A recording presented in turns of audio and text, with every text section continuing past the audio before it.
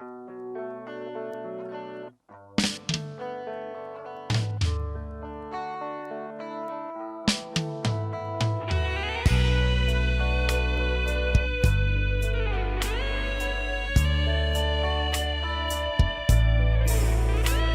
mon Dieu,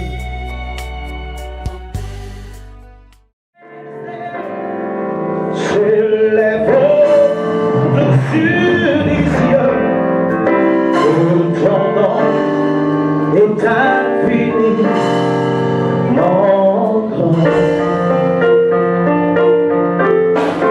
Ta majesté s'élève au-dessus des cieux, que ton nom est infini, mon grand. Oh Dieu,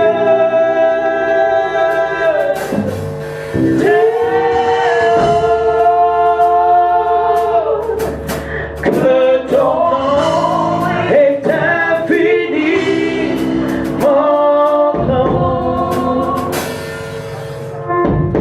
Ta majesté s'élève au-dessus des cieux, que ton nom est infini, mon grand. Ta majesté,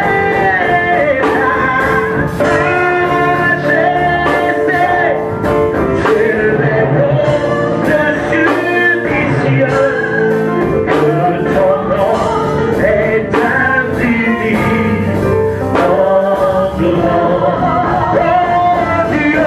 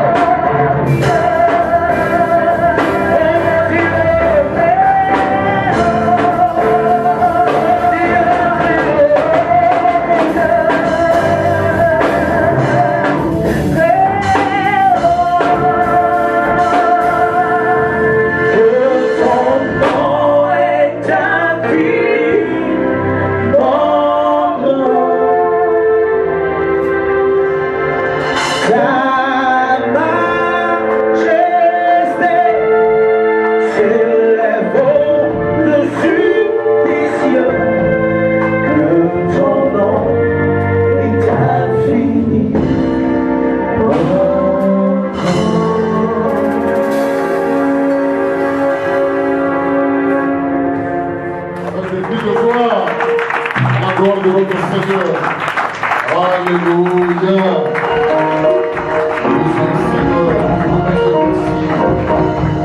Est-ce qu'on peut lever la voix pour dire merci à Jésus pour ce jour de Pentecôte? C'est une grâce. Le Saint-Esprit nous a accordé partout dans le monde entier. On a passé des moments de culte, des séminaires, des temps de rencontre, des baptêmes. Tout a été fait à la gloire de son élève, la voix. Et Dieu lui merci encore pour toutes choses. Pour l'occasion qu'il nous donne encore à l'instant d'écouter sa parole, de nous retrouver autour de sa parole, pour apprendre à ce qui élève la voix. Et bénis son Saint-Nom. C'est un privilège. C'est une grâce qu'il a dit. Là où deux ou trois sont assemblés à son nom, il est présent et nous croyons sa présence. Nous le croyons. Le Saint-Esprit qui est là pour nous conduire selon sa parole dans toute la vérité. Il nous a donné son esprit. Et c'est par son esprit que nous faisons toutes choses.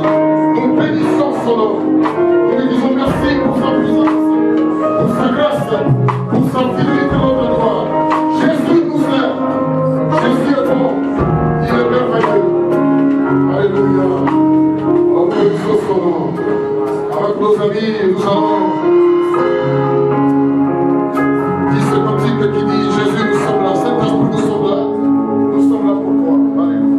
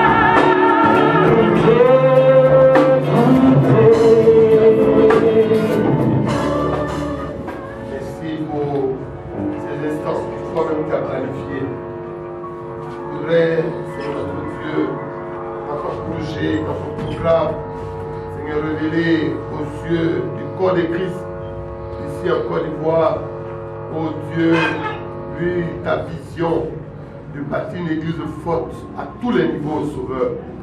Car nous sommes une force qui s'ignore. Nous avons avec nous celui qui est fort, celui qui est puissant. Et nous voulons, Seigneur, fédérer tous les talents, tous les charismes, tous les dons, toutes les capacités spirituelles, fédérer toutes les capacités intellectuelles, les capacités financières, matérielles, Seigneur, pour pouvoir faire de ton église une église influente, Seigneur, afin que l'évangile parte et impacte notre société. Merci pour ces instants que tu bénis. Que ton esprit, Seigneur notre Dieu, soit le contrôle de tous ces moments et qu'en toutes choses, ton nom seul soit glorifié. Au nom de Jésus. Amen. Amen. Voilà. Nous sommes tous ici présents, n'est-ce pas? Disais-je, à l'invitation du réseau des chrétiens en mouvement. Alors, tout à l'heure, des voix plus autorisées que la mienne viendront pour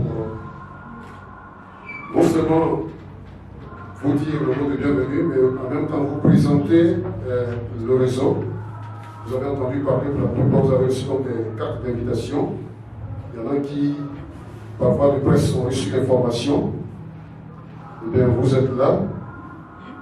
Et donc, nous allons vous dire que c'est important. C'est important qu'on se retrouve. Peut-être le thème réseau paraît un peu incongru pour certains. Mais vous savez pourquoi nous parlons réseau. Et le thème qui nous réunit, parce que c'est un séminaire, mais c'est un séminaire, c'est offert gracieusement. Voilà. Autour du thème, la responsabilité du chrétien dans le développement spirituel, économique, politique et social. Je pourrais ajouter même économique, politique, sociale et culturelle. Voilà, parce que quand on parle de social, c'est tout ça. Hein? La responsabilité du chrétien dans le développement spirituel, économique, politique et social de la nation. Voilà, j'ai vu quand on dit politique, les gens se rient. Voilà, on va expliquer tout ça quand on dit politique. Il y a aussi le sens propre et puis la politique aussi au sens figuré.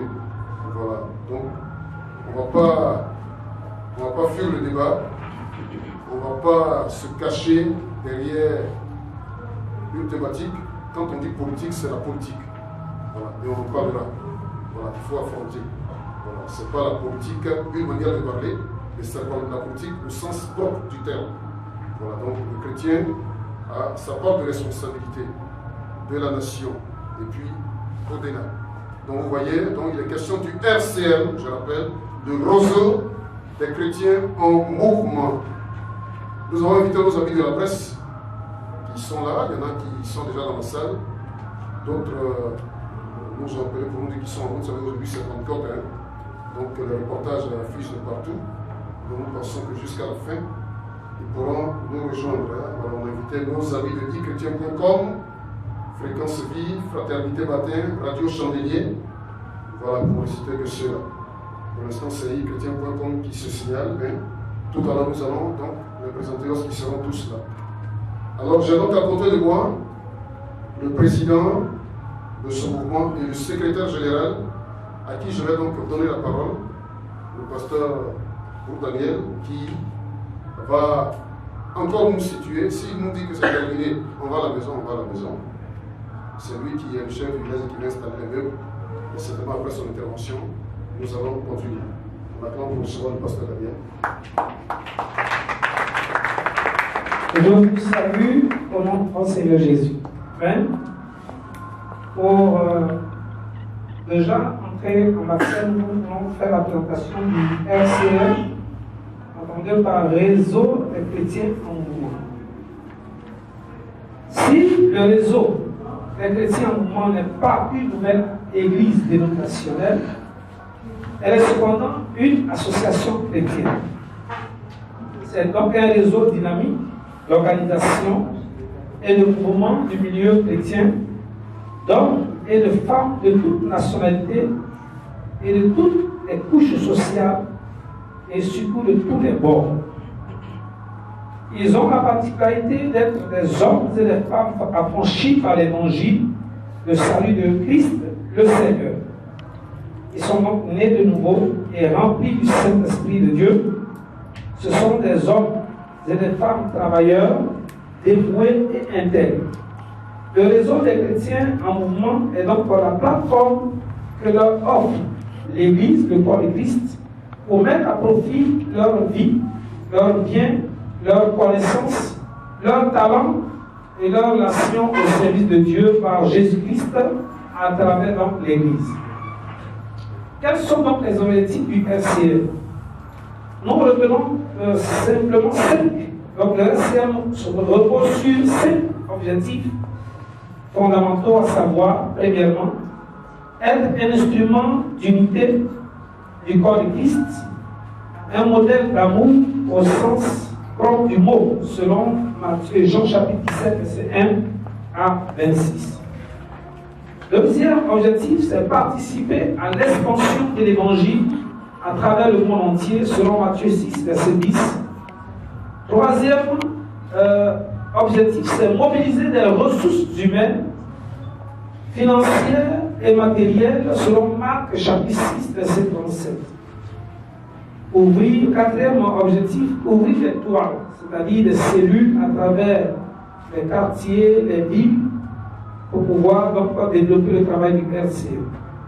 Et cinquième, enfin, bâtir une société nouvelle. Donc ouvrir les toits selon Éphésiens chapitre 7, verset 27, et bâtir donc une société nouvelle selon Romains chapitre 8, verset 19. Le RCM a pour vision redonner à l'Église un visage plus glorieux et rayonnant sans tache ni ride. Une Église plus riche et plus belle, capable de porter ses fils et ses filles et faire d'eux de véritables agents de développement économique et social, non seulement pour leur nation, mais pour l'Église. Ainsi donc, l'Église pourra répandre aisément l'évangile de salut et être ce sel qui a ses ordres et cette lumière qui éclaire le monde, qui chaque jour, bien aimé frère, pour sa ruine et certainement sa paix certaine. Voici donc, certainement, dit ce que c'est que le réseau. Donc nous aurons ensemble le temps d'écouter à travers les différents séminaires, comprendre ce que nous voulons atteindre comme vision, comme objectif pour le peuple de Dieu, non seulement en Côte d'Ivoire, mais à travers le monde. Merci. Est-ce qu'on peut acclamer le Seigneur? Voilà donc comme il ici présenter donc le réseau. On vous a dit que le temps est déjà parti.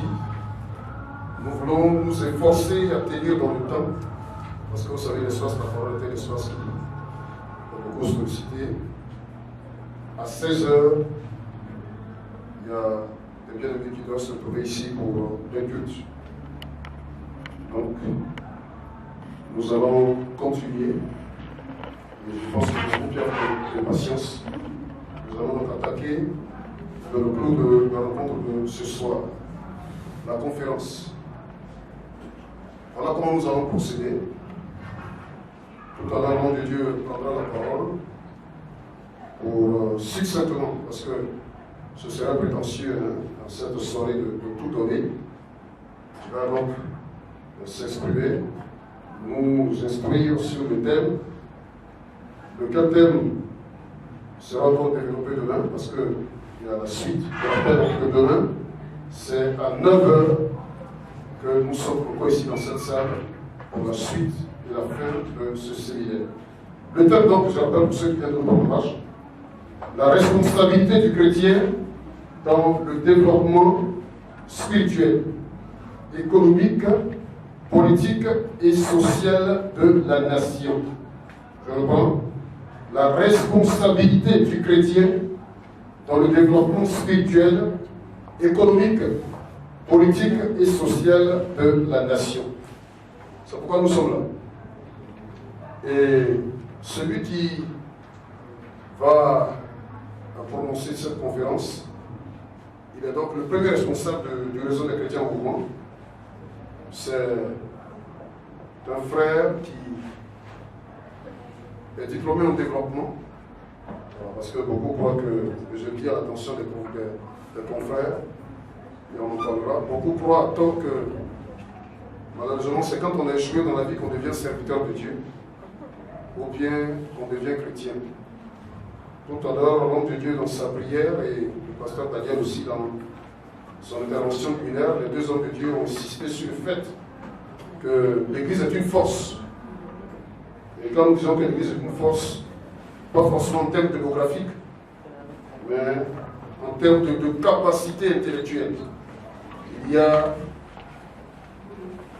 des intellectuels à l'Église, il y a la connaissance à l'Église, il y a la matière grise, il y a tous les diplômés à l'Église. Et puis, arrêtons de dire que l'Église est pauvre. L'Église n'est pas pauvre. L'Église est riche. Les hommes, et l'Église est aussi riche financièrement et matériellement. Peut-être que c'est la manière d'opérer qui n'est pas bien faite. Et c'est pour ça que nous sommes là. En tout cas, moi je suis venu ce soir pour être éclairé. On est tous venus pour la plupart de nos cultes fatigués. Mais si on a tenu à être là, ça pourrait être éclairé. Pour être éclairé. Donc, les hommes d'affaires diplômés en développement et projet. Parce que le développement, c'est générique, c'est vaste. Donc, développement et projet. Il a eu en 1996 le prix d'excellence du jeune entrepreneur. Ça s'acclame quand même. Ouais. Oui. C'est le débat quand on se retrouve dans la maison de Dieu. Souvent, quand on veut présenter un homme de Dieu, on fait une fausse modestie là. C'est pas bon. Quand un ministre de l'État rentre dans une salle où le président de la République, c'est avec les honneurs, on dit en vos rangs, grade et qualité, et puis on le présente dûment. Mais quand il s'agit des hommes de Dieu, on expédie. Je ne suis pas d'accord avec ça. Un serviteur de Dieu, c'est un ministre de l'Évangile, il faut le présenter normalement. Donc vos acclamations, là, ça peut arriver quelque part. Alléluia. Voilà, le formateur. Et c'est un homme qui est rompu en la matière. Donc on est venu vraiment pour apprendre. Moi, je suis venu pour apprendre. On ne veut pas que vous sortiez d'ici un païen bénard. Parce que on s'est dit qu'à l'église, il y a tant de pauvres. Est-ce que vous êtes d'accord qu'on dise cette manière de parler? Je suis pauvre comme un rat d'église. Allez, c'est bon. Allez, c'est bon. Ça n'honore même pas le nom du Seigneur. Donc on est tous là pour savoir. Je voudrais donc, sans autre forme de transition, donner la parole à notre frère David Christian. Je rappelle qu'il est le président, le premier responsable du réseau des chrétiens en mouvement. C'est un mouvement, c'est dynamique. Voilà, on n'a pas fait réseau et puis on dort. C'est un mouvement. Voilà, ça bouge, pour parler comme les Anglais. Moving. Alors donc, frère Christian, vous avez toute la responsabilité d'éclairer notre lanterne. Vous avez toute la parole. Dieu bénisse. Merci. Alléluia. Gloire à Dieu. Je voudrais saluer les hommes de Dieu qui sont venus cet après-midi apporter leur soutien dans ce travail qui commence faiblement, mais sûrement et certainement. Il déclare qu'il ne faut pas négliger les faibles commencements. Alléluia. Et en général, ce qui commence faiblement va en grandissant, en s'affermissant et en s'imposant. Alléluia. Donc je voudrais vraiment remercier les hommes de Dieu qui étaient là ce après-midi. Merci pour votre soutien. Au nom de Jésus. Je voudrais aussi remercier toute l'Assemblée. Merci ma mère, ma tante qui ont voulu venir et toute l'Assemblée. Alléluia. Que Dieu vous bénisse. Et je crois que Dieu nous fera du bien cet après-midi. Alléluia. Le thème qui nous réunit cet après-midi, c'est la responsabilité du chrétien dans le développement spirituel, politique, économique et social des nations. Et nous avons plusieurs sous-thèmes. Nous avons 4 sous-thèmes. On développera aujourd'hui 2 sous terre, et puis demain, par la grâce de Dieu, 2 autres sous terre. Donc, le premier sous terre, qu'est-ce que le développement spirituel d'une nation? Le second sous terre, le développement politique des nations à la lumière de la parole de Dieu. Alléluia.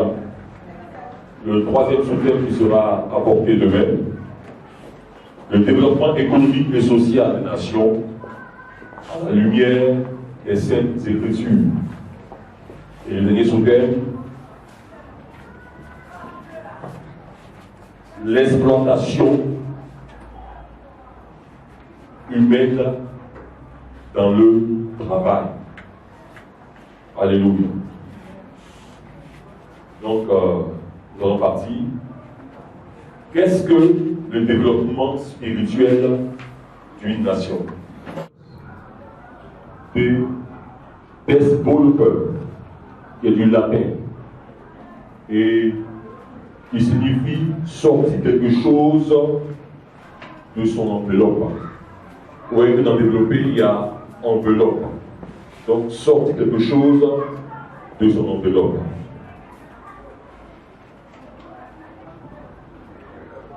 C'est ôter l'enveloppe que contenait un objet, c'est déployer une chose qui avait été enveloppée, limitée. C'est donner de l'ampleur, de la force, de la valeur, c'est faire croître, c'est étendre progressivement ce qui avait été limité, donc bloqué. Alléluia.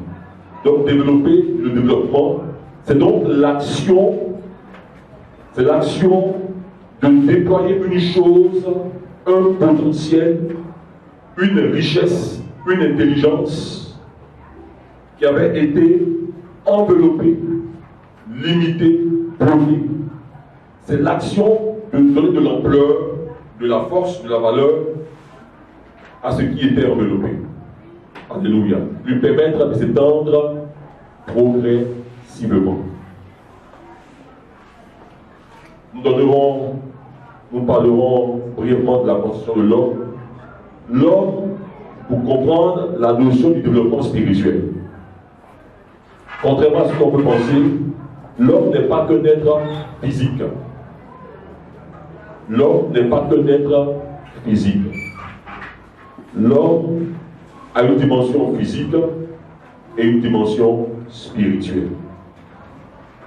Alléluia.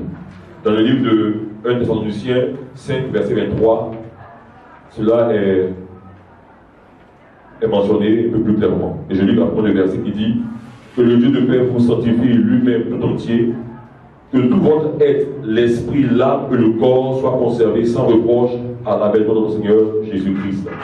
Donc l'esprit, l'âme et le corps soient conservés sans reproche à l'avènement de notre Seigneur Jésus-Christ. Alléluia. Donc l'homme a une dimension spirituelle et il a une dimension physique. Amen. Et vouloir apporter le développement social en occultant la dimension spirituelle de l'homme est une grave erreur. Amen. Vouloir apporter le développement social en occultant la dimension spirituelle de l'homme, c'est une erreur. Surtout que la dimension spirituelle est supérieure à la dimension physique. Dieu a ainsi établi cette règle. Ce qui est spirituel est au-dessus de ce qui est physique.